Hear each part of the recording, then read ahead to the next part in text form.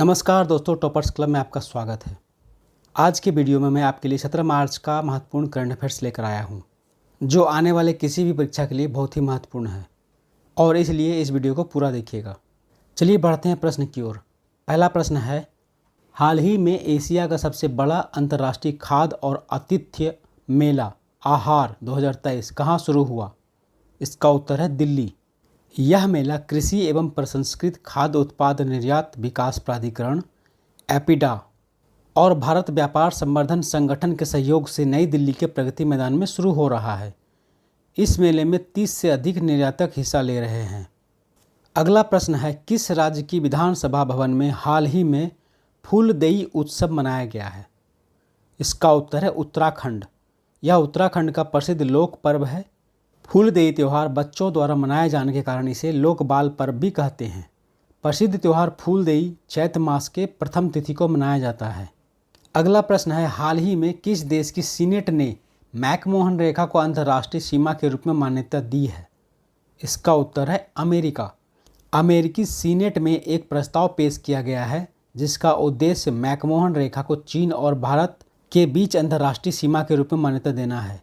द्विदलीय senate के इस प्रस्ताव में अरुणाचल प्रदेश को भारत के अभिन्न अंग के रूप में माना गया है। अगला प्रश्न है, भारत की पहली व्यवहार प्रयोगशाला हाल ही में कहाँ स्थापित की जाएगी? इसका उत्तर है जयपुर। राजस्थान सरकार ने हाल ही में जयपुर में भारत की पहली व्यवहार प्रयोगशाला की स्थापना को मंजूरी दी है। इसे Harish Chandra Mathur Rajasthan institute of public administration Jaipur के पटेल भवन में स्थापित किया जाएगा। अगला प्रश्न है, हाल ही में केंद्रीय मंत्री नरेंद्र सिंह तोमर ने कहाँ एग्री यूनिफेस्ट का उद्घाटन किया है? इसका उत्तर है बेंगलुरु। एग्री यूनिफेस्ट भारतीय कृषि अनुसंधान परिषद ICAR के सहयोग से बेंगलोर कृषि विश्वविद्यालय द्वारा आयोजित 5 दिवसीय सांस्कृतिक कार्यक्रम है। केंद्रीय कृषि और किसान कल्याण मंत्री नरेंद्र सिंह तोमर ने 15 मार्च को इस कार्यक्रम का उद्घाटन किया। इसमें 2500 से अधिक प्रतिभाशाली छात्रों ने भाग लिया।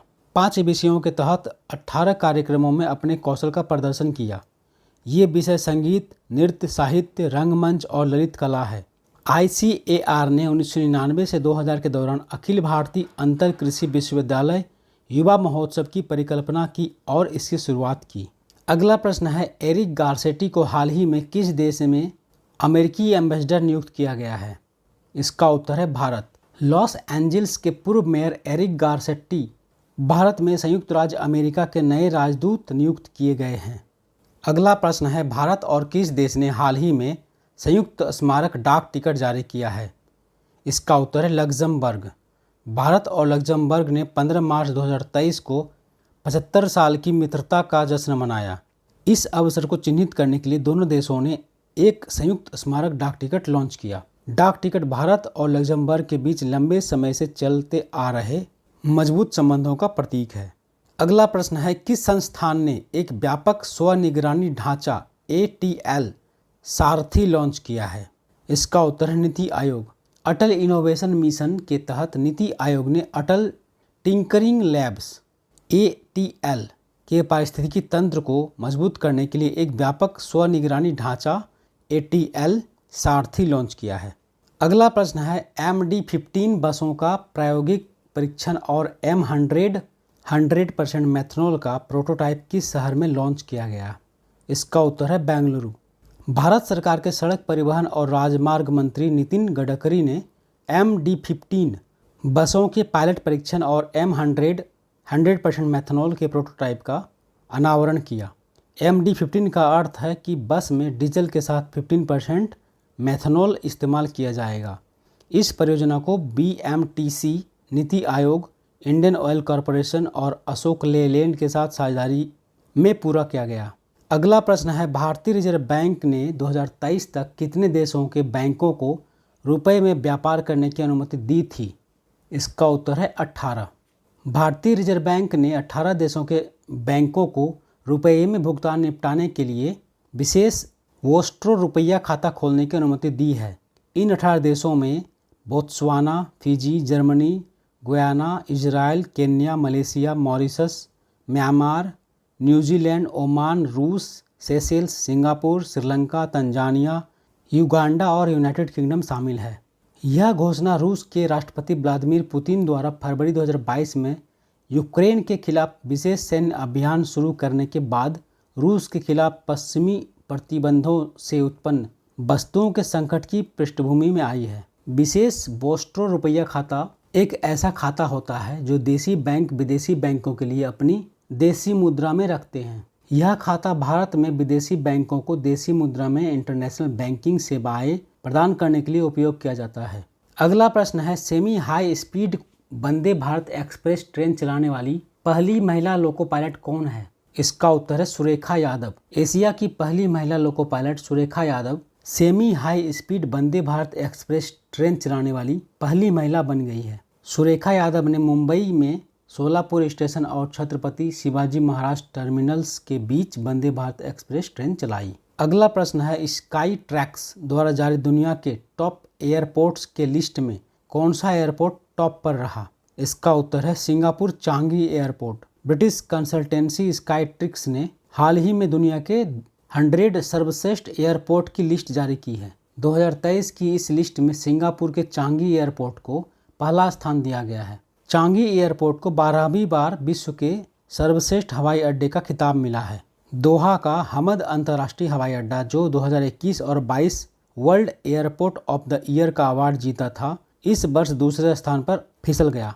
दिल्ली के इंदिरा गांधी अंतर्राष्ट्रीय हवाई अड्डे को भारत और दक्षिण एशिया में सर्वश्रेष्ठ हवाई अड्डे का पुरस्कार मिला। अगला प्रश्न है, टाटा कंसल्टेंसी सर्विसेज TCS ने किसे अपना नया CEO और MD नियुक्त किया है? इसका उत्तर है के कृतिवासन। देश की सबसे बड़ी IT company Tata consultancy services ने के कृतिवासन को कंपनी का नया CEO और MD नामित किया है। इन्होंने राजेश गोपीनाथन का स्थान लिया है। इससे पहले वह TCS के banking, financial services and insurance business group के अध्यक्ष और ग्लोबल हेड थे। के कृतिवासन मद्रास विश्वविद्यालय से मैकेनिकल इंजीनियर में स्नातक की डिग्री हासिल की है। वह IIT कानपुर से इंडस्ट्रियल एंड मैनेजमेंट इंजीनियरिंग में मास्टर डिग्री प्राप्त की है। टाटा कंसल्टेंसी सर्विसेज एक IT मल्टीनेशनल कंपनी है जो टाटा ग्रुप का हिस्सा है। अगला प्रश्न है, इंटरनेशनल पब्लिकेशन सेंट्रल बैंकिंग ने किसे गवर्नर ऑफ द ईयर 2023 से सम्मानित किया है?